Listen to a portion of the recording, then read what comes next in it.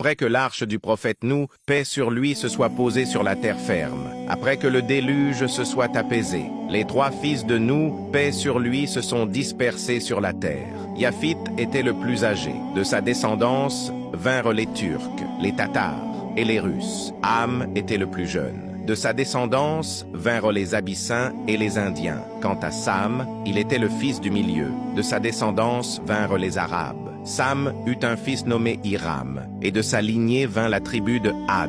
La tribu de Had se distinguait par des caractéristiques uniques.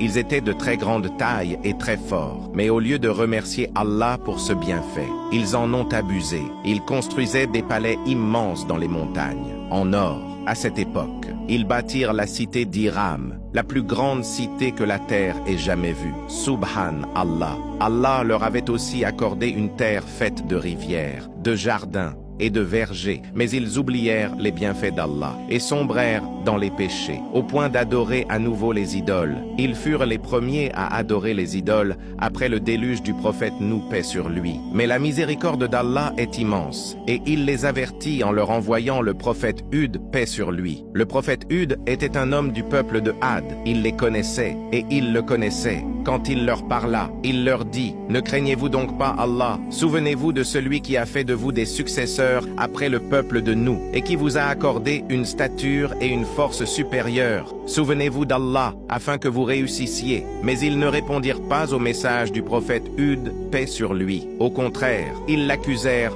de mensonge, et lui dirent: « Tu es venu pour que nous adorions Allah seul, et que nous abandonnions ce que nos pères et ancêtres adoraient. Apporte-nous donc le châtiment d'Allah si tu es véridique. » Quand ils persistèrent dans leur entêtement et leur mécréance, le prophète Hud, paix sur lui, déclara qu'il se désavouait d'eux et dit: « J'atteste devant Allah, et soyez témoins que je me désavoue de ce que vous associez. » Puis le prophète Hud, paix sur lui, s'éloigna d'eux. Ensuite, le châtiment d'Allah frappa le peuple de Had.